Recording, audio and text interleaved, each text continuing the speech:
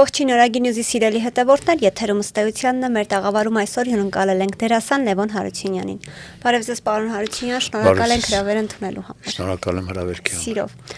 Պարոն Հարությունյան, նախորդային իշխանության համակիները 10 եպիսկոպոսների կոչով գրոհեցին Մայրաթոռը, տեղում հավաքվել էին նաև Վեհափառի եւ Հայ Առաքելական եկեղեցու աջակիցները, որոնց թիվն անհամեմատ ավելի մեծ էր, քան իշխանության աջակիցների, այդ պատճառով գրոհը, այսպես ասած, տապալվեց, սակայն նրանց շարքերում մենք չտեսանք մշակութային կամ ոչ մի գործչի կամ մտավորականության որևէ ներկայացուցչի։ Ձեր կարծիքով, ինչով է սա պայմանավորված, ինչու են մտավորականները շարունակում անհաղորդ մնալ մեր երկրում ստեղծված այս իրավիճակին։ Ես չեմ կարող այդ հարցին պատասխանել, այլ այդ իմ գոլեգաների փոխարեն ես չեմ կարող պատասխանել, երևի օրը կգա բարիներ հետ է, դուք իրենց այդ հարցը կտաք, թող իրենք պատասխանեն։ Ես չգիտեմ ինչով է պայմանավորված, երևի վախի մթնոլորտով, որ ստեղծեց այս իշխանությունը եւ այլն եւ այլն։ Ճիշտն ասած, ես նախապես կուզենամ ձեզ մի քանի հարցը միանգամից կանդրադառնամ այդ հարցին։ Եթե դժվար չի, իհարկե եթե հարցեր կլինեն, որ ձեզ կվիրավորեն, ես նախապես ներողություն եմ խնդրում, Արփի ջան։ Ես համոզված եմ, մեր խոսակցությունից ոչինչ չի կատարվի, չէ՞։ Այո, իհարկե կեղտոտ մխտեր, հայանքներ հաստատ չի լինելու, շատ սիվիլ, շատ նորմալ։ Չնայած ես այդ մարդը չեմ, եթե ինձ չեն կպնում, ես չեմ կպնում։ Առայժմ այս հարցադրումները դուք ասացիք չէ։ Տեսեք, եկեղեցին, ես չեմ նախ եւ միանգամից ասեմ, որ ես արդեն չեմ ուզում խոսամ այսօրվա իշխանության մասին։ Ես արդեն այնքան եմ խոսացել, արդեն այնքան իմ համար տհաճ է ու ես հասկացել եմ մի բան, որ ես իրանց մասին խոսալով ես վատնում եմ ժամանակ ու կարող եմ ասել ժամավաճառ եմ լինում։ Ես կուզենամ, եթե ունենանք հնարավորություն, մենք խոսենք մեր վաղվա օրվանից, որտեղ այս ամեն ինչ արդեն շատ մաղթարված է։ Անցնեմ եկեղեցուն, տեսեք, էլի երկար չեմ խոսի, երկու բառով կբացատրեմ իմ մանկությունից։ Այդ փոքր ժամանակ ես ծնվել եմ գյուղում, ունեցել եմ մանկություն, ու ես կարծում եմ այն օրինակը, որ կբերեմ, երևի շատ մարդիկ դրան ներկա են եղել։ Տեսեք, երկու հարազատ եղբայրներ խաղում են։ Խաղի ընթացքում ինչ որ իրավիճակ է լինում, իրանք չեն կարողանում միմյանց հասկանալ, ու ես դա իրականում տեսել եմ։ Ես մի աղբերը մոր ասում է, ես քո մերը են, էլ ասում է, ես էլ քո մերը։ Ու այդ խեղճ մերը կանգնած կողքից նայում ասում է, նույժելի սրանք իմ երեխեքն են։ Այսօր մեր եկեղեցին ու բանը այդ նույն վիճակում է, ու այսօր ամենամեղքը մեր մայրն է, մեր հայրենիքը, մեր հանրապետությունը։ Սա երևի ամենավառ օրինակն է, որ այս պահին կարող էի բերել։ Այդ պատճառով չեմ ուզում անդրադառնալ ոչ եպիսկոպոսներին, ոչ մնացածին, ես կարող եմ միայն անդրադառնամ եւ իմ խոսքը ասեմ իմ հայ ժողովրդին, որ այսօր կանգնած է եկեղեցու կողքին, իմ հավատացյալ ժողովրդին, ընդհանրապես եւ այս կողմի, որովհետեւ բոլորի ազգանունները յանով ապրսնում, ուղղակի մենք էլ գալիս է ժամանակ, երբ որ մոլորվում ենք։ Բոլորին, ես չեմ ուզում հիմա առանձնացնել նիկոլականներ եւ ոչ նիկոլականներ։ Էլ եմ ասել, իրանք իմն են ու իմներ մնալու են, ի տարբերություն նիկոլականների։ Ուղղակի ասեմ, որ եկեք միասին լինենք ու շուտով այս մղջավանձին մենք կարողանանք վերջ տալ։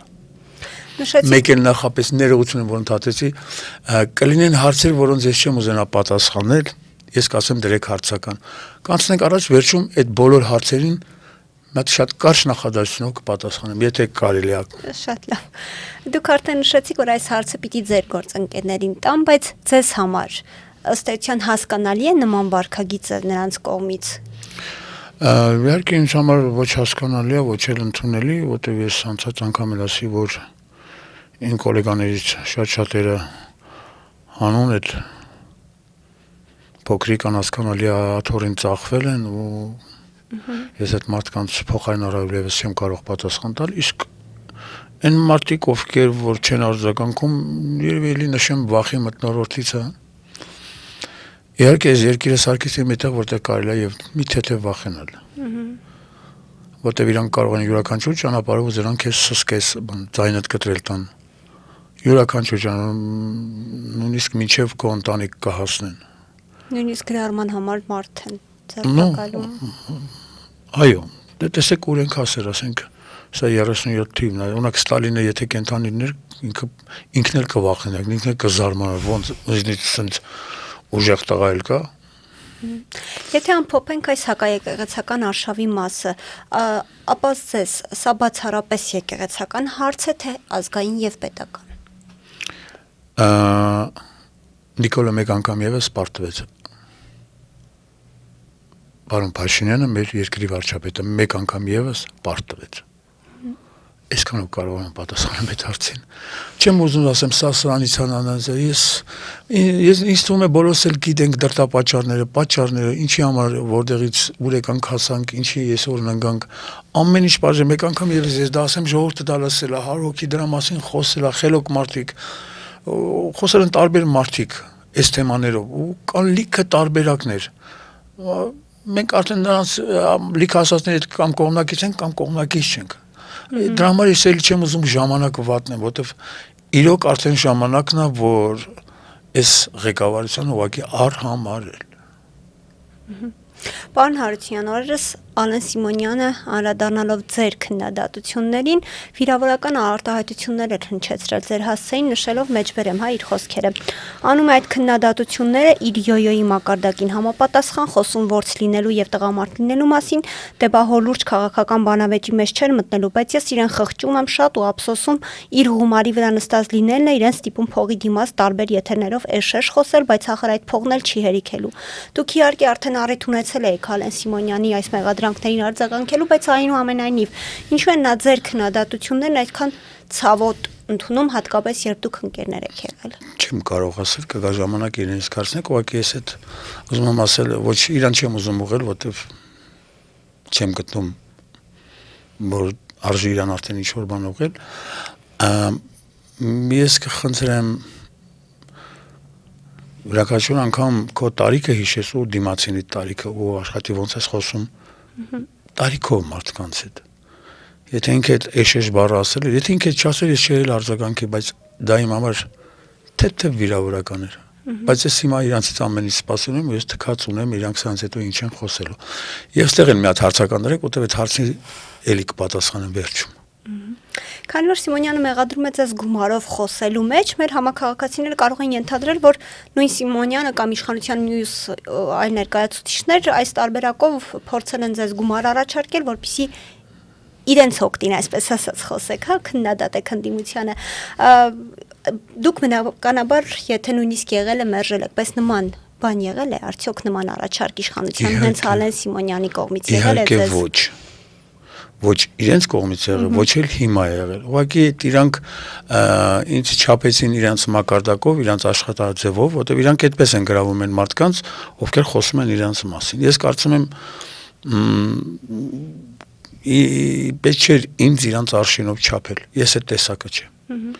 Ես քանի կառավարություն ենք ունեցել, քանի հատ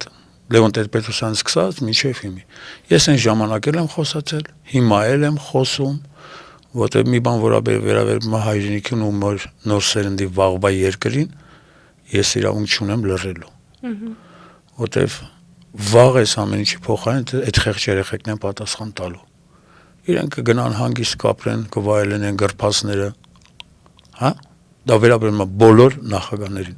Դրա համար ես մեկ անգամ ես կրկնում եմ, որ բոլորը միասին թաթիկ տված պետք է բռնեն ու դուրս գան այս երկրից։ Կամ կուզեն դուրս չգան երկրից, ուղղակի հեռանան, գնան իրանց կյանքով ապրեն։ Իրանց կյանքին իրանք են ստեղծել, իրանք վաղը միսո դրա համար պիտի պատասխան տան։ Կամ իրանց ապրելով, կամ այս երկրից գնալով։ Ես չգիտեմ, այդ իրանց որոշումն է։ Ու ես էլի մեկ անգամ ես ասա, փառք Աստծո, կան մարդիկ, որ արդեն իրենց հետևից ջուր կլցնեն, որ իրանց բարի ճանապարհ մաղթենք։ Սա իմ անձնական կարծիքն է։ Շատերը աջակցելով ձեզ նշեցին, որ չպետք է դուք իջնեիք Ալեն Սիմոնյանի մակարդակին նրան այդ ձև պատասխանելով։ Ինչպես եք այդ քննադատություններին վերաբերում։ Տեսեք, եթե ազգային ժողովի նախագահան իջնում է մի մակարդակի ու ինձ իր դիմացինին, որին լավ ճանաչում է, տարիքը հաշվի չառնում ասում է ես չէի կարող չանդրադառնալ։ Ինչպես իրանք կարող են ինձ ասել, որպես ազգային ժողովի նախագահին կարա այդքան ցածրանա, ես այդ օրը թույլ տվեցի 5 րոպեով իջնել իրեն մակարդակին։ Դե իրեն արդեն բազմաթիվ նման իրավիճակներում են կարծում եմ տեսել։ Դե առավել եւս ես թույլ չեմ տա, որ ես փոքրիկ տարիքով փոքրիկ տղամարդ ինձ վիրավորի առավել եւս, եթե ինքը չունի տակտի զգացողություն, ես ուրիշ բան չեմ կարող ասեմ։ Ես Չգիտեմ, եթե մարդիկ կամուրի միջներուց նեղվել են, ես կարծում եմ իրանք նորմալ հասկացող մարդիկ են, ես այդ մարդկանցից կարող ներողություն խնդրեմ, ասեմ կներեք, որ իջա, ոչինչ, ձեռս փող չկար իջա, բայց չեմ ծախվել հաստատ։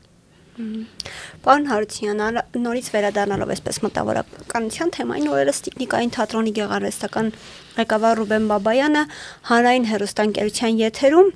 առաջարկել է ճիպոտահարումը որպես պատժամիջոց ներդնել Հայաստանում եւ դրանով պատժել հանրության շրջանում այնպիսի բարձր հեղինակություն վայելող հոգեվարական, ինչպիսին օրինակ Միքայել Սրբազանն է։ Իհարկե նա ակամայից ընդունել է, որ Միքայել Սրբազանի կալանավորումն ու ազատազրկումը տեղին չէր, սակայն այնուամենայնիվ ինչու մեր մտավորականությունը այսպես դեգրադացվեց, որ ինքն իրեն համարում է մտավորական, այն էլ արևմտամետ մտավորական, արդյոք այս չափանիշները այս ճիպոտահարելու Սեք Արփիջան, ես ճիշտ ասած չեմ ուզա իմ տարիքով մեծ գոլեգային անդրադառնամ երիտասարդներ ինչ որ բան կասեի ինքն է որոշել իր ճանապարհը ես ինչ ասեմ այդ մարդուն ցավացնեմ վիրավորեմ չէ էլի ես այդ տեսակը չեմ ու առավելևս ինքն կողմից հարգված ու լավ արվեստագետեր տարիքով ինձանից մեծ որին ես ընդունում եմ իսկ ինչի այդպես արեց ինչ արեց ես չեմ կարող ասել չգիտեմ ինչ է ես պատճառը չգիտեմ նորից վախը գուցե երևի գուցե կամ լավ ապրելու ցանկությունը չգիտեմ բայց նման հայտարարությունը մտավորականի կողմից որքանով է այսպես իհարկե տհաճ է կարող է ին կողմից էլ լիքը հայտարարություն լինի այդ մարդկանց համար տհաճ լինի բայց արդեն ժամանակն է որ արդեն հերիքա իրար բսկտենք հերիքա իրար հայոյենք մի օր կարելի է որ պիտի միավորվենք ու հիշենք որ այսօր փրկելու բան ունենք որ անունը հայրենիք Եվ պարոն Հարությունյան, ինչ եք կարծում արվեստագետը պետք է այնուամենայնիվ իր տեսակետը կարողանա արտահայտել իհարկե երբ որ ներողություն կարող եմ ցածեցի հա տեսեք իմ շատ լավ բարեկամը որի մասին երևի այսօր կխոսենք նա շատ կարևոր բան ասաց խոսքի ազատությունը ամենակարևոր բանն է եթե երկրում չկա խոսքի ազատություն միանգամից իմ վաղվա ասելիքը ավարտվում է իհարկե պիտի լինի այդ խոսքի ազատությունը նայեք այնքան խոսքի ազատություն չկա որ լիքը մարդիկ ամեն դեպքում քաշվել են մի անկյուն իրանց համար ապրում են բայց եթե հայրենիքից հարցեր տաս ինձնից ավելի սիրուն կխոսեն գեղեցիկ շատ փառավոր տեքստերով նույնիսկ կարող է կապնեն քո սրտի լարերին երբ որ հայրենիքից ես հարցում չեմ կարող ասել թե ինչի համար երևի ժամանակը կպարզի թե պատճառն ինչ էր կպարզեն երևի կամ մի օր իրանք այնքան անկեղծ կլինի որ կնստենք ասեն Ձեզ երբևէ քաղաքականությամբ զբաղվել է հետաքրքրել է օրինակ տեսեք մոտենում են խորհրդարանական ընտրությունները Ես այդ կողմ չեմ գնալու հիմիկվանից ասում եմ Ես չեմ մտնելու քաղաքականություն Ոչ մի առաջարկ չեք ընդունի, եթե օրինակ ընդդիմադիր դաշտից որևէ ուժ ձեզ առաջարկի։ Չէ։ Ընդունեմ, որ ասեն, տեսար մեր ասածները ճիշտ է, որ ես տիպը ծախվող եմ, չէ։ Ես ունեմ իմ մասնագիտություն, որին շատ սիրում եմ։ Եթե ինչ-որտեղ բերեկցել են այս դաշտում որպես դեզ արդեն փոխել եմ իմ մասնագիտությունը, ես իմ մասնագիտությունը չեմ փոխել։ Ես ոչ պատգամավոր եմ դառնալու։ Ոչ ընդդիմադիր, ոչ դիմադիր, ոչ էլ պաշտոն եմ ցկելու ես։ Ինձ պաշտոնը չի ցկում։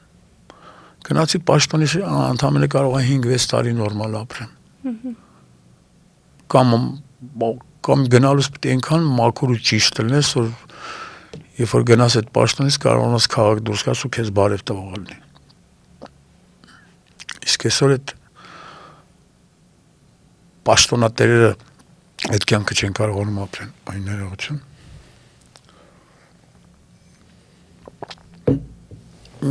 Չէ, իհարկե պատճառը դա չի ու ինձ քաղաքականությամբ զբաղվել, ես քաղաքականությամբ չեմ զբաղվում։ Ես զբաղվում եմ մի գործով, որի այսօր ինձ ցավացնում է։ Այսօր եկել են մարդիկ ուզում են այս երկրին տեր կանգնեն, բայց իրանք տեր կանգնելու ձևը չգիտեն ու այս երկիրը քանդելով գնում են առաջ։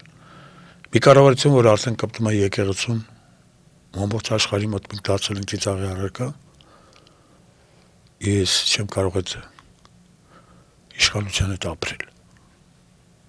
Դուք զրույցի սկզբում նշեցիք, որ ավելի լավ է խոսենք վաղվա օրվա մասին, որոնք են ձեր պատկերացումները։ Բոլորը շեշտում են, որ պետք է իշխանափոխություն տեղի ունենա, այս իշխանությունը պետք է հեռանա, բայց կարծես բոլորը միայն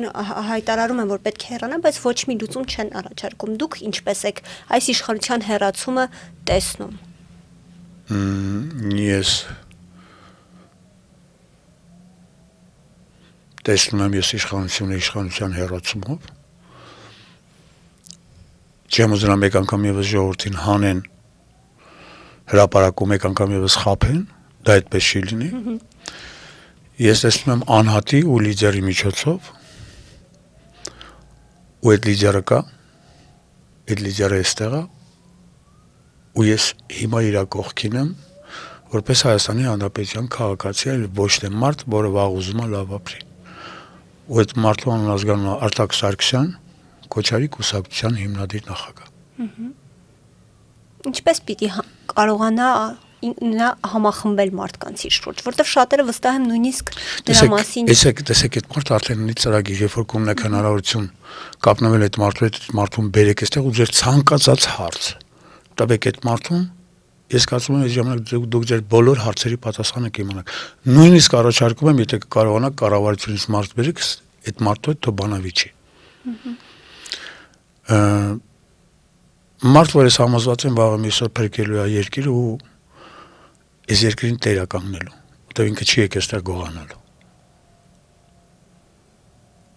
Ինքը եկել է նոր սերնդի հետ շփվելու ու իրան ցույց տալու իսկական Հայաստանի Հանրապետությունը, որտեղ այսօր եւ մնացած իշխանություն եւ այսօրվա իշխանությունը նոր սերնդին, չեմ միշտ շեշտում նոր սերնդը, որտեղ վաղվա երկրի տերերը նոր սերունդ են։ Ոչ ոք այդ երեխեքին ու մեզ մեր երկիրը ճիշտ չեն մտածել։ Առավել եւս 4 նախագահներ այս երկիրը չեն սիրել։ Դրա համար մենք այսօր օրինենք։ Իսկ ես այդ մարդուն հավատում եմ, որովհետև հավատում եմ այդ մարդուն ու ես համոզված եմ նա անելու է։ Պարոն Հարությունյան, այսօր մենք կորցրել ենք, կարելի ասել, ամենաթանկ բաներից մեկը Արցախը, տվել ենք 5000 զոհ, եթե հուզական, այսպես էմոցիոնալ դաշտ դնենք մի կողմ, հավատում եք Արցախի վերադարձին երբևէ, որ մենք նորից կվերադարձնենք Արցախը։ Հավատում եմ 100% Արցախի վերադարձին։ Այդ մարդու անունը որ տվեցի Արտակ Սարգսյան, այդ մարդը արդեն առաջարկել է իր տարբերակը, ունի տարբերակ այդ բերելու, ելի եմ ասում, երբ որ այդ մարդուն կանչեք այդ նույն հարցը տակ, ինքս ես ավելի կոնկրետ ու ավելի հասկանալի պատասխանները կտա։ Բայց նա ի սկզբանե հայտարարել է, որ ես գալիս եմ այս կառավարության, իմ հետ բերում եմ պատերազմ, բայց դա այն պատերազմը չի, որտեղ զոհվելու են 18-20 տարեկան երեխաները։ Իմ երկրի նոր սերնդի արյունը չի թափվելու։ Ինքը ունի իր ծրագիրը, ինքը վաղ միսօր դա ձեզ կասի, դուք դրա մասին կիմանաք, նրանց նման չի որ խափեն, ու դա ինքը ասել է նույնիսկ քանի օրում կարող է այդ Արցախը հետ բերել։ Ու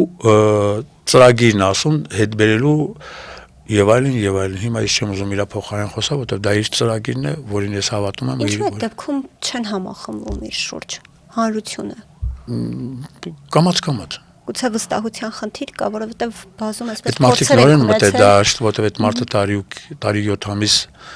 կալանավորված էր, ես վերջերս ազատվել, հիմա ինքը նոր մտել է գործունեության մեջ։ Ընդամենը հունվարի 15-ից հետո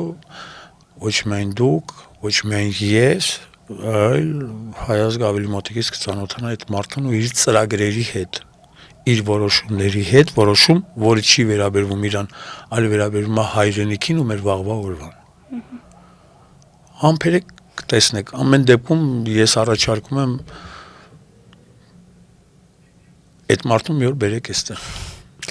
Պարոն Հարությունյան, Նիկոլ Փաշինյանը այսպես բազմաթիվ հայտարարություններ է անում, որոնք այսպես բոլորին ապշեցնում են կարելի ասել, դրանցից մեկն է նաև այն էր, որ մի գրառմամբ հայտնեց, որ պետք է առաջարկում է, որ Կիրակնորյա պատարակներից առաջ եկեղեցում հնչի օրհներգը, հետո ավելի ուշ էլ հայտեց, որ պիտի եկեղեցու վրա լինի Հայաստանի Հանրապետության դրոշը, ինչպես կմեկնաբանեք այս հայտարարությունը, ձեզ համար ընդունելի են այս առաջարկները։ Մի բառով ասեմ ընդունելի չի ու եկեք պայմանավորվենք, ես դրա մասին չգիտեմ ու չեմ էլ լսել։ ինձ հետաքրքիր չի այդ մարդը ինչ է խոսում, ինչ է առաջարկում։ Իմաստ։ Նախորդին տեսանք, որ 10 եպիսկոպոսները այցելեցին Մայրաթոր, նրանց հետ էին նաև ԿՊ աջակիցները, որոնք նաև վատ, այսպես ասած, վերաբերմունք ցույց տվեցին նույնիսկ զոհվածի մորը։ Ինչի մասին է սա վկայում։ Շատ գրեհիկ տգեղ արտահայտություններով արտահայտվեցին զոհվածի մոր հետ խոսելիս։ Ինչ եք սպասում, որ ես ասեմ, նույն արտահայտությունները իրանց մասին իրանք ինչ որ ասել են զոհվածի մորը։ Նորից դուք ներողություն չեք ստիպում, առաջարկում եք իջնել իրանց մակարդակին, չեմ իջնի։ Եթե այսօրվա մեր եկեղեցում գտնվողները այդ մակարդակի մարդիկ են եղել, ես կարծում եմ իրանց ժամանակն էլ է գնալու։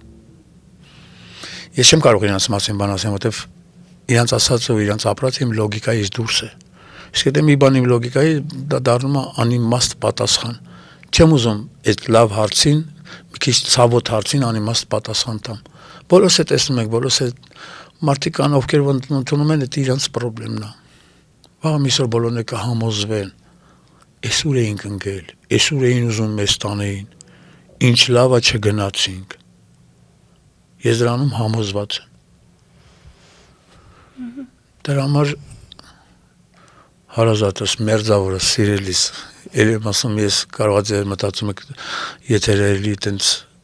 կարող ես եթերը կարճ տևի, որովհետև հարցեր կնեն չեմ ուզենա պատասխանել, որովհետև իմ համար դա հաճ է արդեն այդ մարդկանց մասին խոսելը։ Եվ պարոն Հարությունյան, Կրթության, գիտության, մշակույթի, սպորտի նախարարությունը այսպես խմբագրում է հայոց պատմությունը, դասագրքերից հեռացնում է որոշ հատված, Այբենանանից հեռացնում է Մեսրոպ Մաշտոցի նկարը QR կոդ դնելով, այսպես ինչի մասին է սա վկայում, ինչու է Կրթության, գիտության նախարարությունը նման քայլերի գնում, ինչու պիտի առաջի դասարան գնացող երեխան օրինակ չտեսնի Մեսրոպ Մաշտոցի նկարը, տառեր սովորի, մի քանի էջ հետո ուղղակի բջջային հեռախոսով QR-ով կարողանա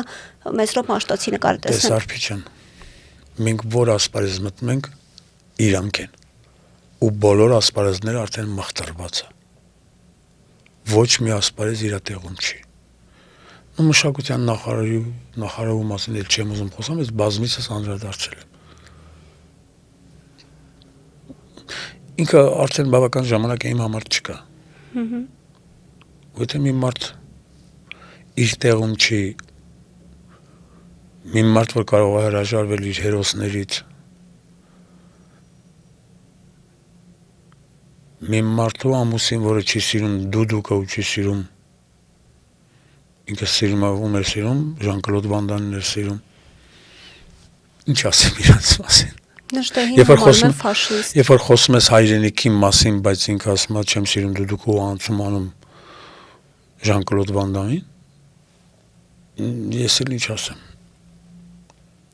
Դե ինչ որ է եկեք։ Ասում մի դատիր, որ չդատվեց ժամանակ ամեն ինչ գցի տեղը սիրելիս։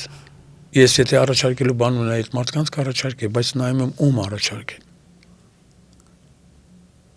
Ինքը իր որոշումը կայացրել է, որ ինքը տենց պիտի ապրի։ Իրան բարի ճանապարհ ինչ ասեմ։ Ինչ ասեմ ես այդ մարդուն, այլևս եթե իմ դիմաց կին է։ Նախ այսօր ազգային ժողովից երևում է, որ այսօր հայ տղամարդը արդեն կորցրել է կնամեծար լինելու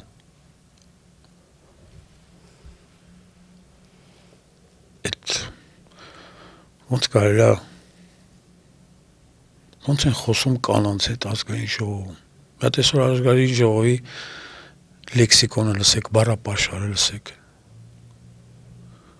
Այսօր այդ ամեն ինչը իրանք բերեցին, մտցրեցին ազգային ժողով ու այսօր իրանք ասում են, որ պետք է լինի խոսքի էթիկա։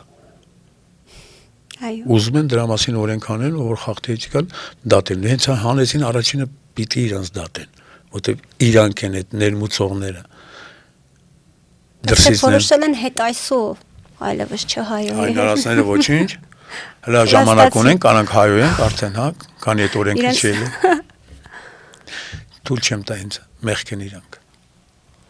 Եվ պարոն Հարությունյան, Ամփոփելով զրույց, քանի որ արդեն խոսեցինք այն մասին, որ նույնիսկ գրառման համար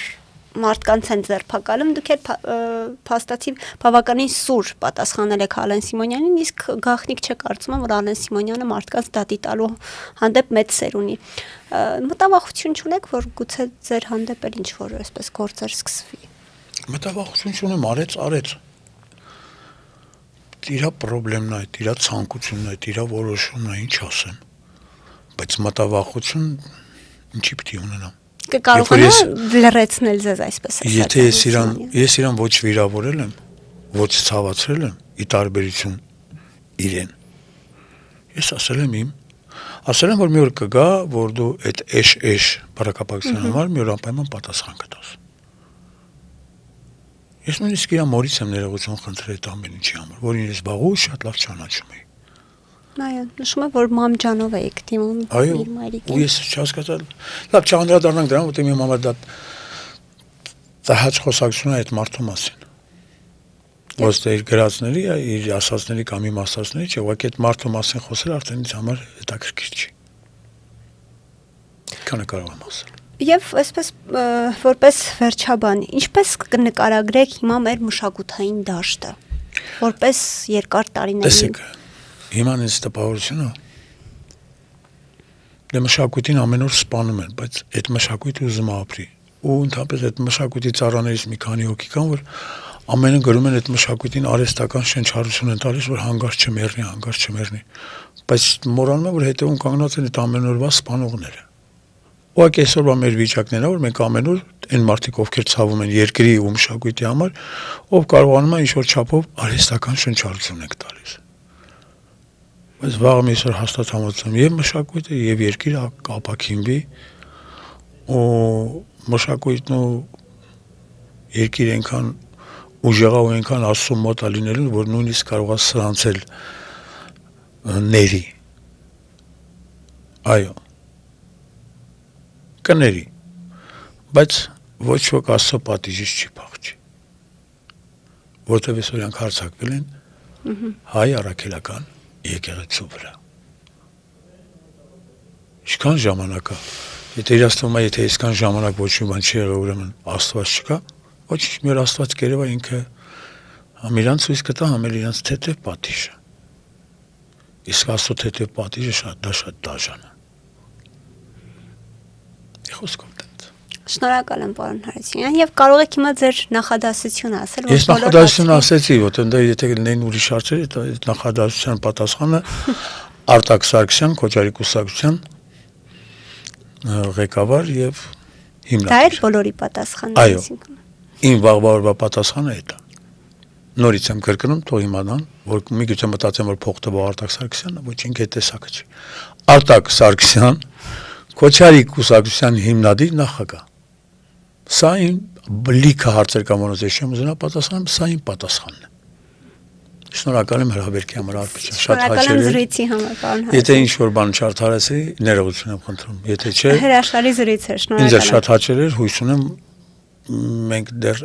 էլի լիքը կհանդիպենք, որտեղ Իհարկե։ ձեր այդ շփելը շատ հաճելի է, ու առավելևս ձեր աուրան այնքան լավ է, որ ասում եմ կարող եմ մի քիչ էլ մնանք, բայց հարցեր չտանք, պրոստը նստենք լռենք։ Զրույցը կշարունակենք իհարկե հաղորդումից հետո, սիրով։ Շնորհակալ եմ, պարոն Հարությունյան։ Շնորհակալություն։ Իմ հյուրն էր դերասան Լևոն Հարությունյանը, կհանդիպենք։